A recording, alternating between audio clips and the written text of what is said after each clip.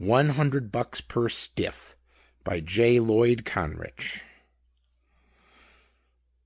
There's a guy outside wants to see you, Chief, Charlie Ward's assistant announced through the door. What's he want, Joe? I don't know. Says his business is confidential and urgent. Wouldn't say what. Looks harmless, though, in spite of he drove up in a Rolls Royce with a chauffeur. Well, send him in. Ward busied himself with a sheaf of morning mail and miscellaneous police circulars. Presently, a small, immaculate-looking individual with an apologetic, breathless air entered the room and approached the desk timidly. Silently, without even so much as a nod, he laid a newspaper clipping before the chief of police. Adjusting his glasses, Ward reached for the item and glanced through it hastily. Man killed at El Gatos grade crossing. El Gatos, November 1. The decapitated body of a man tentatively identified as J. Peter Peck, address unknown, was discovered by a company track walker early this morning on the Southwest Pacific grade crossing half a mile south of the town of El Gatos. Local police believe that the man was killed sometime after midnight, possibly by the San Francisco milk train. Identification was established by a wallet containing papers of the deceased. Ward laid the clipping on his desk, rolled a bulbous wad of chewing tobacco into one cheek, and expelled it into a spittoon some 10 feet away with a resounding plunk. Wiping his chin inexpertly with the back of a grizzled hand, he looked up and eyed his visitor interrogatively. I clipped it from last night's San Francisco Bulletin, the latter explained quietly. I drove practically all night so as to be here this morning. You're a relative? The stranger smiled weakly and placed a pair of painfully thin hands on the desk as though to steady himself. Well, no, not exactly. That is, somewhat, he answered obscurely. Charlie Ward eyed the little man curiously. Come again, please? Well, it's this way, slipping nervously to the very edge of a convenient chair. There appears to have been a slight error made. The clipping is somewhat inaccurate. Sure, half the stuff you see in the papers these days is cockeyed. Them guys never get anything straight. I always tell my wife you gotta believe only 10% of what you read and doubt that. The stranger smiled thinly. Precisely. Now, the real truth of the matter in this particular case is that I happen to be J. Peter Peck, and to the best of my knowledge, I'm not dead. In fact, I'd take issue with anyone who questioned the fact. I therefore feel that the report has been exaggerated, just a tiny bit at least. He paused for breath. I thought you'd like to know. Ward arched his brows and smiled calmly. As a veteran police officer, he was used to surprises. Well, now that's one for the book, ain't it? Rather. So if you're the guy that's supposed to be downstairs on ice, Ward supplemented, fumbling in a drawer of his desk, how come we find this here wallet with your name all over the papers inside on him?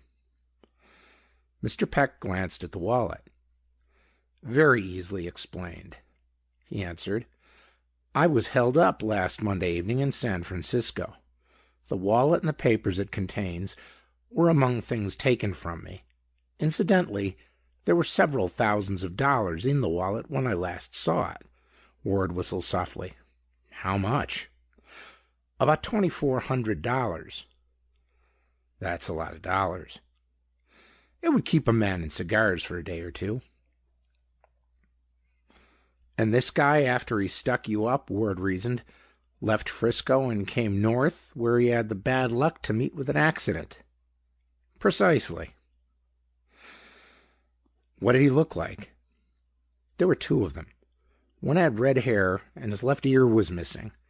The other was short, about my size, I would say, rather thin, with a small black scraggly mustache and swarthy skin. I should judge he were either Italian or possibly a Spaniard. The second one fits the guy on ice.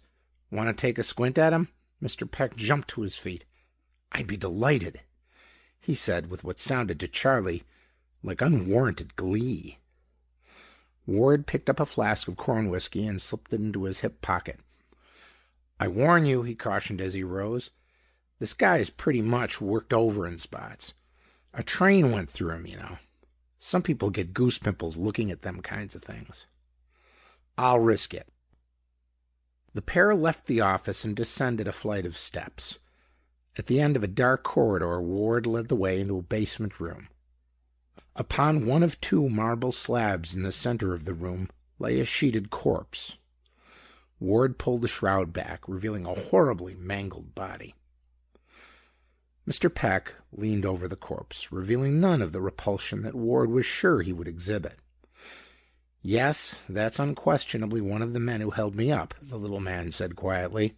"I'd know that face anywhere, what there is left of it." Seems to be quite dead, doesn't he?" he added wryly. "Quite," Ward mimicked, wondering at the same time what strange complex could cause a man of Mr. Peck's evident refinement and good breeding to jest under such circumstances. The little man leaned over the corpse again. "Odd marks on his face, aren't they?" he observed. "Huh?" Ward seemed startled. "I said those were odd marks on his face," Mr. Peck repeated. Ward's face clouded, and he stepped closer to Mr. Peck. "It's funny you should notice them red blotches, Mr. Peck," he said. "I've been kind of wondering about them myself." The two men eyed one another for a moment of tense silence and marked suspicion. "Why?" Mr. Peck asked abruptly.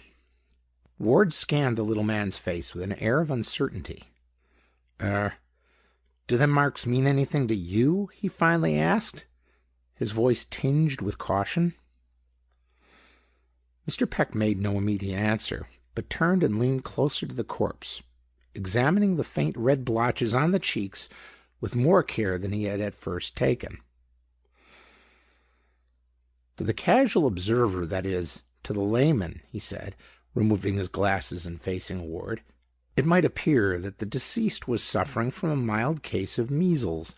He paused, glanced at the corpse again, and then turned once more to Ward. "But to the trained eye, I would say that this man has received a shot of xetholine caniopus into his system." "A shot of what?" "The name means little. Xetholine caniopus is a drug. Not rare, not common, but violently poisonous. Contact even to the lips or to a flesh abrasion will bring about practically instantaneous paralysis of the cardia." The little man blinked. "The heart, I refer to. Xetholine invariably leaves its mark, as you perceive, in the form of faint red blotches on the cheeks." He thumbed in the direction of the corpse. "Putting the diagnosis into simpler words, this man has been poisoned. He died from the effects of the poison, as is indicated by the slight carmine tinge to the blood. The effect of this poison on the bloodstream is similar to that caused by asphyxiation by coal gas or a similar substance, only not quite so brilliantly red. If this man had died as a direct result of injuries received by the train passing over his body, the blood would be darker, almost purple. Offhand, I would say that the train passed over his body some several hours after his death. Depending upon the determination as to whether the poison was self-administered or otherwise, will settle the question as to whether you have a suicide or a murder case on your hands." Ward stared into the little man's eyes in astonishment. "Say," he interrupted, "who are you anyhow?" Mr. Peck smiled benevolently. "My name," he explained, "you already know. I happen to be deeply interested in criminology. It's been an avocation of mine for many years. My specialty is toxicology. Toxicology. The study of poisons. The circumstances of this particular case are unusually close to home, and I feel a personal interest. He paused and peered into Ward's face hesitantly, and then added in a voice that half pleaded and half apologized, Could I... would you allow me to work with you in this matter, Mr. Ward? I'd expect no pay, of course," he hastened to add, "and I can assure you that my efforts will be sincere and my intentions entirely honorable. My only interest is in clearing up the matter, or at least attempting to do so for the fun of doing it." "Some fun, all right," Ward observed wryly. "But at that price, the county can't lose much. You're hired." "That's fine," Mr. Peck enthused, his eyes shining brilliantly. He rubbed his palms together briskly. "I can't tell you how deeply grateful I really am." "Okay, Mr. Peck," with a shade of doubt. "It's your funeral. The paper says so. Now, first, I must make a test to satisfy myself that xetholine caniopus was the actual cause of death. There are a few things I'll need. A glass, an ordinary water glass will do, a small quantity of commercial alcohol, and a bit of lime water. My chauffeur will get the latter too. If you'll supply the glass, please notify him." Ward hesitated, as though doubtful about leaving this unusual person alone in the morgue, but finally assented. A few minutes later he reappeared with the glass, followed almost directly by the chauffeur with the alcohol and lime water. "Thank you, Christian," Mr. Peck said in the chauffeur's direction. "You may wait in the car." Ward's eyes followed the chauffeur as he left the room. "He's a big guy, all right," he observed, thumbing toward the vanishing driver. "Sure must have had his mush every morning when he was a little boy. Looks like he's about 6'6". 6'6" and 1/8 in his stocking feet, to be exact," Mr. Peck corrected. "Before meals he weighs 288. After meals, 298. Wouldn't want to run into him on a dark night." "Hardly," Mr. Peck agreed. "When he first came to me, he applied for the position which he now holds under the name of Mike Dennis, and explained that he generally answered to the intimate and thoroughly quaint cognomen of Butch. But I changed that to Christian. Of course, Butch is more in keeping, but I do believe that Christian adds to his dignity, in spite of his ears. Don't you think so?" Ward grunted vaguely. "I have it on good authority that he put Mr. Dempsey to sleep one evening about 15 years ago in an amateur boxing meet." Mr. Peck's eyes sparkled as he glanced up from his work for a moment. "Unfortunately, I happen to be worth several $1,000,000. There have been 2 attempts to abduct me. Christian makes an excellent bodyguard, as well as chauffeur. Not much intellect, but most conscientious, and as faithful as an old watchdog. I've had him with me 22 months now, and to date he's uttered not more than 22 words, except, of course, when I speak with him. A handy person to have about, most handy." By now Mr. Peck had sterilized the glass with the alcohol and was prepared to make his test. "In the glass," he explained, holding an object toward the light, "I have poured some lime water. By blowing one's breath into the liquid through a common cigarette holder, the lime water becomes milky white, thusly," and he suited the action to the word. "The balance of the test is quite simple. Several drops of the deceased's coagulated blood are now added to the water. As you see, there is no change. In a moment I will add a little alcohol. If the lime water clears and becomes colorless again, and shows indication of a volatile oil on the surface, you may rest assured that xetholine caniopus exists in the bloodstream. Although the test is simple, the chemical reaction is rather involved, being a combination and then a dissemination of structural heratexe and third power fincus. I shall not, therefore, bother you with its details. Suffice to say, the test is infallible and conclusive." Ward scratched his head in hopeless perplexity and stared in mild anticipation, mingled with a great deal of skepticism, as Mr. Peck poured a small quantity of alcohol into the glass. Immediately the liquid became pure and colorless. and the surface indicated a distinctly oily film. "All of which bears me out," Mr. Peck said quietly, placing the glass on the table. "This man has been poisoned. Our next step is to determine whether the poison was self-administered or otherwise. We—" "Just a minute, Mr. Peck," Ward interrupted, raising his hand. "There's a couple of things here I ought to explain." Ward floundered for a moment of hesitancy. "You see, it's this way. For about 20 years now, about 12 people a year have died in this here town. 1 a month, that's the average." "Yes, yes?" Mr. Peck interjected interestedly. "But in the last month, 11 people have turned in their rain checks. This guy's the 12th. Which more or less upsets the law of averages. That's just what I'm getting at. But what's worse is that 10 out of these 12 met with deaths from accidents of one kind or another." "Just how do you mean?" "Well, this guy, for instance," motioning towards the slab, "was bumped by a train. The rest met with other accidents ranging all the way from hit and run down the line to falling off hay lofts and being kicked in the head by a mule. Nobody's seen any of the accidents, but the evidence was such that you couldn't help see what happened. For instance, the guy that was kicked by a mule, he had a hoof mark on his head, and his mule had a bloody hoof. The hit-run guy we found in the middle of the highway. Coincidence.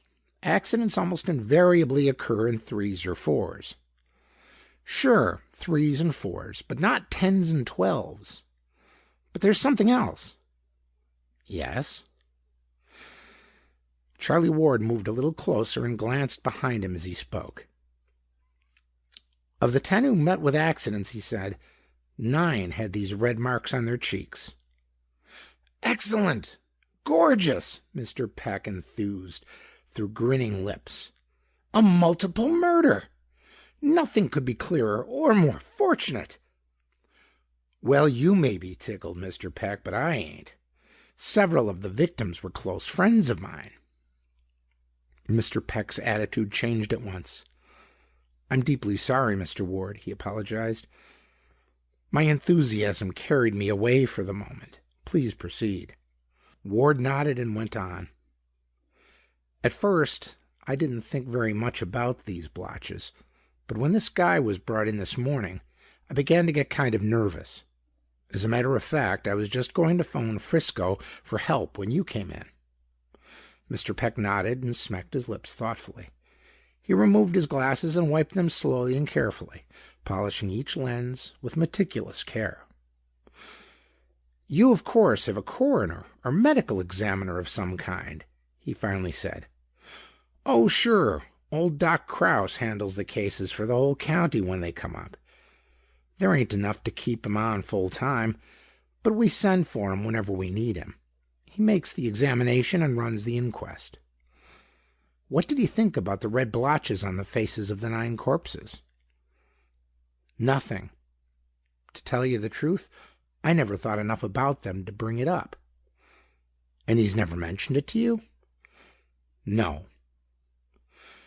"I can't possibly conceive of anyone missing them." "The doc's getting pretty old," Ward explained. "He don't see so good. We've been trying to get a younger Sawbones for a long time, but nobody had the guts to tell him he was fired, I guess. He was born here, lived here for 72 years. He's a nice enough old guy. Matter of fact, everybody sort of looks up to him as the town granddad. He's a kindly old duffer, always doing things for folks and going out of his way to help a neighbor and things like that. I'll send for him and ask him if he noticed the marks and what he thinks about them." "No, I'd prefer it if you didn't. For the present, let's work quietly. As far as I'm concerned, everybody's under suspicion, and any word getting out that we're working on the case might spoil things." "Old Doc Kraus under suspicion?" Ward scoffed with a loud guffaw. "Say, that's rich. Why, I'd trust him ahead of my own dad, and that's saying a lot. Why, he brought me into this world 42 years ago. Used to spank me when I was a kid and needed one. Why, I did not say I suspected Dr. Kraus, Mr. Peck interrupted. I merely inferred that everybody was under suspicion until we begin to find something definite to go on. The reasons, I believe, are obvious. I get you, Mr. Peck. Now then, the inquest has been performed in this last case? Yes, early this morning, just before you got here. They handed down a verdict of accidental death. Have you made any attempts to identify the corpse? Certainly. We figured it was you on account of the papers. We've been trying to trace you through the Frisco police. So far, no information has come in. That's quite possible. I lead a very quiet life, live at a bachelor club, and I'm not listed either in the phone book or the city directory. I sent fingerprints to the Frisco police. If this guy's got a record, we'll know who he is pretty quick. That's fine. Mr. Peck stood for a moment with a thoughtful finger to his lips. I think we'll visit the spot where the body was discovered, he decided abruptly. We can go in my car. 10 minutes later, J. Peter Peck, accompanied by Charlie Ward and followed by Christian, stepped from the machine at a point opposite the spot where the body had been found. A machine has stopped here at the side of the road quite recently, Mr. Peck offered, pointing to the tire marks in the dust. The occupant, as is indicated by those very clear footprints, stepped from the car, crossed the ditch, and walked to the railroad tracks. He was a heavy man, at that, or at least he has big feet, and they turn out more than the feet of the average person. Charlie Ward nodded in agreement. Now, if you'll look closely, Mr. Peck went on, you will observe that there are two sets of footprints, one coming and one going. The return prints, significantly, are not as clear as those that go to the tracks, indicating that he was carrying a load to the tracks, but did not return with it. He glanced at Ward for a moment, then added, It is pretty obvious what that load was, all of which gives us practically undeniable proof that a murder was committed. The deceased died of poison. We have definitely established that point. And his body was placed upon the tracks to conceal the fact, or to attempt to do so. If the deceased had walked to the tracks himself, which of course he didn't, because these are not his footprints, there obviously would be no return prints. Dead men, especially decapitated dead men, seldom if ever retrace their steps. He paused for a moment of conjecture. We'll take plaster casts of the footprints as well as the tire marks. Will you attend to that, Christian? I believe you'll find sufficient plaster of Paris in the tool compartment. Christian set to work, and Mr. Peck and Ward retreated to the machine. When Christian had completed his work, the trio returned to headquarters, Mr. Peck leaving again to do a little thinking. 2 hours later, Mr. Peck entered Charlie Ward's office again and eased himself into a chair. I have an idea, he informed Ward, that the apprehension of the murderer is but a matter of moments. As a matter of fact, I can put my finger on him in 10 minutes, should I care to. You can put your finger on him right this minute if you want to, Ward supplemented, taking his feet off the desk and flipping a cigarette butt through the window. How so? Ward unlocked a drawer on his desk and drew out a tin box, from which he produced a thickly padded envelope. I've been doing a little scientific snooping myself, he announced, with a proud ear-to-ear grin. That's extremely gratifying. Ward thumbed toward a cigar butt in an ashtray. That, he said, is what's left of a cigar you give me this morning. It gives off a pretty thick aroma. It ought to. They cost me $1 each. Just take a whiff of this, Ward said, handing the envelope to Mr. Peck. The latter smelled cautiously. Why, it smells like my cigars. Exactly. Now take a squint in the envelope. Mr. Peck opened the envelope and extracted a sheaf of currency. There's about 24 grand there, Ward offered. All of which is mine. It's the money that was taken from me when I was held up. I had the wallet and several of the cigars in the same pocket. The currency evidently became impregnated with the odor of the cigars. Where did you get it? Ward shuffled leisurely through some papers, finally producing a telegram. This wire, he said, flourishing the message with an extravagant gesture, come in from the Frisco police while you were out. It says the guy downstairs on ice is Dominic Diaz. He was a guest at San Quentin up to 4 days ago, where he was serving 10 to 50 years for some mistakes he made when he was younger. Mr. Peck nodded interestedly. It also says that when he so rudely walked off the premises without stopping to say goodbye, he was with a red-headed monkey, minus one ear. That answers to the name of Mike McSweeney. I see. Mr. McSweeney had the bad taste to try to stick up our local drug emporium about half an hour ago, and he is now incarcerated in your Bastille? Right. And he had your dough on him. Ward sat back in his swivel chair, hooked his thumbs into the armholes of his vest, and beamed. Well, I guess that makes it pretty clear, eh, Mr. Peck? Diaz, the dead pigeon, and this guy McSweeney take it on to lamb from the big house. They sticks you up, then blow north and land here. They're going to split, but McSweeney's a pig. He wants the works, so what does he do? He croaks his pal. Ward cocked his head and extended his hands, palms outwards. Okay? Mr. Peck scratched his chin thoughtfully. Well, fairly so, he answered without enthusiasm, but before I say how clear, I'd like to see this McSweeney person. A moment later, a very sullen and defiant Mike McSweeney was ushered into the room. Turn around slowly, Mr. Peck ordered. The man sulked, but with a little persuasion he finally did as he was told. Now take your shoes off. Say, what is this, a racket? The prisoner snarled. That will be all, Mr. Peck murmured after a hasty inspection of McSweeney's feet. You may return him to his cell, and unless you care to have him prosecuted for his attempted robbery of the drugstore, you may just as well notify the warden at San Quentin to come and get him. His list of crimes, I'm sorry to say, Ward, does not include the murder of Dominic Diaz. Why, it's as plain as the nose on your face, Ward sputtered as McSweeney was led from the room. The cigar-smelling currency. You've tried hard, Mr. Peck interrupted. Very hard, in fact. Your efforts are indeed commendable, and I do say that your deductions are plausible. But the fact remains that McSweeney is not the man we are looking for. Well, couldn't have McSweeney poisoned him and then thrown his body on the tracks?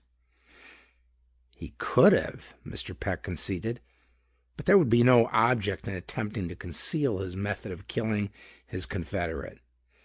Besides, he is not mentally equipped to think of such things. Offhand, I'd say that his IQ is that of an 8-year-old boy. Remember also that we are looking for a man, or possibly a woman, who has killed several persons within the past 30 days using the same method, that of the injection of xethylene caniopus. McSweeney couldn't have killed any of the others for the very simple reason that he was behind bars up to 4 days ago. Mr. Peck raised his hand to silence Ward. In addition, Mr. Ward, please remember that I have a motor car full of footprint casts. Even in his bare feet, which you saw with your own eyes, he'd overlap those prints a half-inch all around. That's why I had his shoes removed.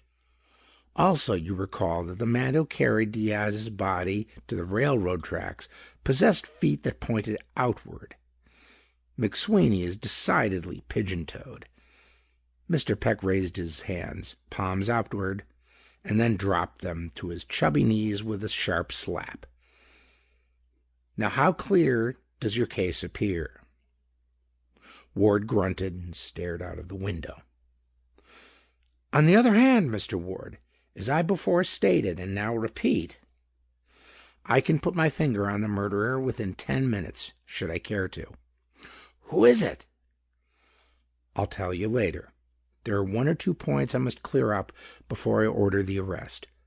I'd like to drop in and have a talk with Dr. Kraus first. I believe he can furnish what little information I require. This is Mr. Peck, Dr. Kraus, Ward said as the pair entered the doctor's study 10 minutes later. It's a pleasure, Mr. Peck conceded coolly. He drew a newspaper clipping from his pocket and handed it to Dr. Kraus. To settle an argument, would you read this and give me your opinion? The doctor read the clipping through hastily. Why, trepanning is nothing new, he scoffed. The ancient Egyptians practiced it successfully 5,000 years ago. They— Never mind, Mr. Peck interrupted sharply. I don't care a rap if the practice is new or old. He glanced sharply at Ward, who stood gaping in astonishment, then back at the doctor. The point is, Dr. Kraus, how does it happen that you were able to read fine newsprint, and yet while performing autopsies on 9 different corpses, you missed the fact that each of these persons had died from a shot of xetholine caniopus, as was clearly indicated by the red blotches on the face of each individual victim? Dr. Kraus stiffened and stared at his inquisitor with cold precision. I'm afraid I don't quite follow you, Mr. Peck, he said smoothly. That likewise makes little difference. I also note that your toes point out considerably more than the toes of the average person. Your remark, Mr. Peck, is not alone vague, but makes no sense. At least not to me. Ward intervened with a snort. You're crazy, Peck, he asserted heatedly. I tell you, I've known Dr. Kraus all my life. I'll vouch for him. Mr. Peck silenced Ward with an impatient gesture. Then turning again to Dr. Kraus, he said slowly and clearly, enunciating each word with care and precision. There has been a murder committed, Dr. Kraus. As a matter of fact, there have been several murders, but I refer to one in particular, that of one Dominic Diaz, an escaped convict. Diaz died from xetholine caniopus poisoning. Later, his body was placed on the railroad tracks to make it appear that he had been killed by a train and to conceal the fact that he had been poisoned. Yes, I'm aware of the incident, Dr. Kraus answered evenly. I performed the autopsy, but— And you also murdered this man, Dr. Kraus. Mr. Peck glared into the doctor's eyes as he shot the accusation. The old man sucked in a great breath and fell back a step, and Ward saw to his deep consternation that the kindly light that had shone in Dr. Kraus's eyes for many a year was no longer there. The tire marks that we found on the road near the scene of the train accident, Dr. Kraus, Mr. Peck continued, were made by your car. In addition, Dr. Kraus, the poison was administered most carefully and professionally with a hypodermic needle. Only a physician or one skilled in the use of such an instrument could so inject a poison as delicate and as deadly as xetholine caniopus. Obviously, because of the fact that you yourself were the autopsy surgeon, and because no other person in the county is familiar with such matters, you estimated your chances of detection as being extremely small. But— Mr. Peck hesitated for a split fraction of a second. Drop that, he shouted, pouncing upon the aged physician and slapping a small glass vial from his hand. But his action was just an instant too late. For the next moment, the old man slumped to the floor. Through eyes already dimmed by the instant action of the deadly poison, he peered up at Ward. I'm sorry, Charlie, he breathed softly as Ward dropped to his side. After all these years, I've brought disgrace to our midst. Ward, panic-stricken and terrified, looked up at Mr. Peck, who stood frowning down at the pair. There's nothing we can do, Ward, he said quietly. Look closely. The red blotches are already forming on his cheeks. Just hold him another 10 seconds. Presently, Ward settled the body of the old man back to the floor. Then he rose and faced Mr. Peck. I can't believe it, he murmured, looking away. I just can't believe it. I can't see why he should have done it. There wasn't any reason for it. Ah, but there was a reason for it, Mr. Peck asserted confidently. Through various channels, I discovered this morning that Dr. Kraus was deeply involved financially. His circumstances were desperate. It was vitally important that he raise $2,000 at once. But I can't see how his killing anybody could have brought him any money. You forget, Mr. Ward, Mr. Peck elucidated with a wry smile, that Dr. Kraus was not a permanent employee of the county. He was retained as needed to perform an autopsy and preside at the inquest. For these services, he was paid at the rate of $100 a case.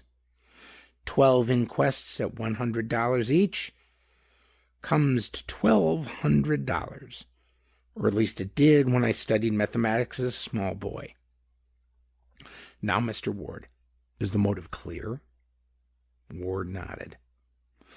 The doctor needed $800 more, Mr. Peck concluded, but for a strange set of circumstances which brought me here, you, Mr. Ward, might have been his next victim.